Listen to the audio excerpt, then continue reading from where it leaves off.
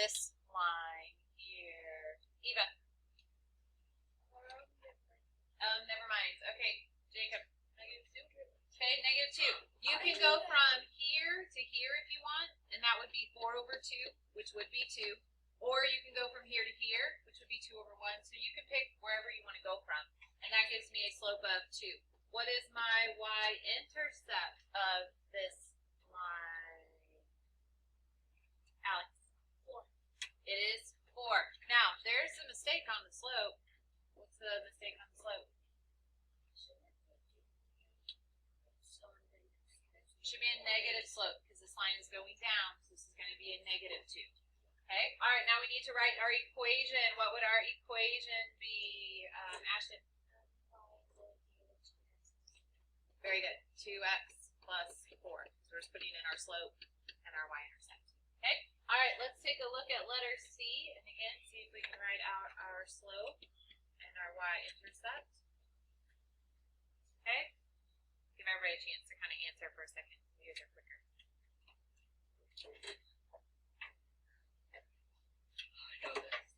Jacob. Slope would be 1/2. It would be 1/2 because I could go from here to here or to here, and this is a run of 2, a rise of 1. So rise over run, and it is positive because it's going up. And my y-intercept, Sam? -3. Very good. You have to pay attention to positives and negatives. And my equation for the line, Greg? Equals y equals 1/2 times plus negative. No, minus 3. You can either say -3 or plus a -3. Mathematically, those are the same. You're going to see -3 more often, though. They're not usually going to put plus negative. Okay? Questions on that? I'm going to have you try the next slide completely on your own, and then we'll do some word problems with it. Okay. Go ahead and try the next one. All right, so start off by telling me slope and y-intercept. Taylor.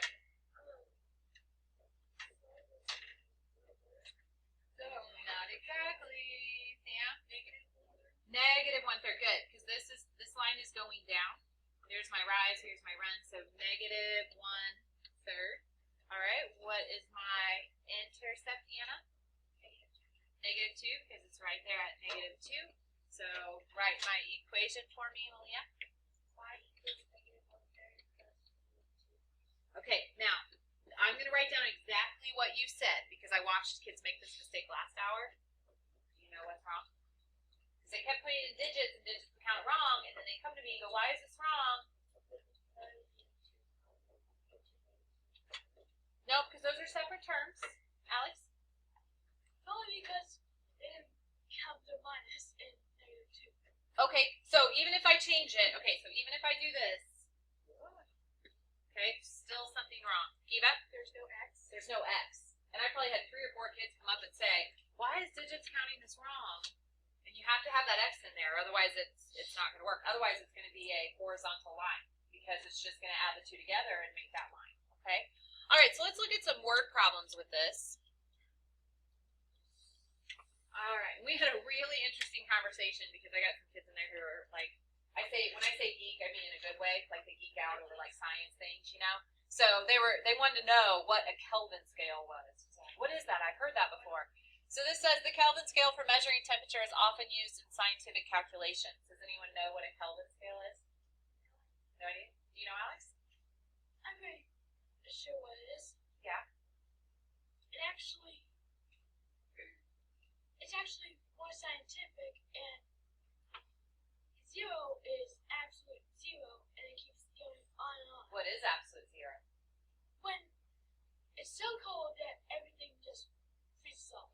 Very good. Yes, that's what it is. And they had to look it up last hour. Jacob? It's 0 freezing to 100 boiling. That's Celsius. That's Celsius. No, it says they're comparing a Kelvin scale, I think, to temperature in Celsius. So they said it's the absolute wherever something freezes, right? Am I saying that right, Alex? It's the point at which Absolute something 0 freezes. is temperature where all the particles just stop moving and everything just freezes solid. Freezes solid. Love that. Particles. Gases, everything. Very good. All right. So we're going to have to write an equation for this line. So we still need to know two things. We need to know the slope, and we need to know the y-intercept, okay? You need to pay attention to all of the values graphs give you, because you might say, if you're just looking at this point, you might say, well, I have to estimate. Should you be estimating here? No, because they tells you that they list it right there. They list it right there. So your intercept is actually 273. Exactly. Okay? Now, let's say that you're like, I can't count that slope. I don't know what to do. What is something else I've taught you? If you have 2 points, how do you calculate a slope? Anna? Use the equation x2 minus x1. Yes, exactly. Yep. So if you were just given 2 points, then you're going to have to calculate the slope. So what you're going to do is you're going to take it and you're going to subtract your y. So what is 323 take away 273? 50, okay? Then you're going to subtract your x's. So what is 50 take away 0? 50. So it's 50. So it's 1, okay? So now you're going to write your equation, and your equation would be y equals 1x plus just 73. Just x. And remember, we're going to not put in the 1 because I'm afraid digits is going to count that wrong because technically you don't need that 1 there, even though it means the same thing. Okay? All right, I'm going to let you guys try the next one on your own using that same thing. And let's see if you understand what we just did. All right, so we calculate our slope and our y-intercept. So our y-intercept is right here. So it's at 32. Okay, now, the trickier part for some people last hour was calculating the slope using your 2 points. Ashton? 9/5. I agree. So if you're like, how did you get 9/5? Okay, so here's how we got it.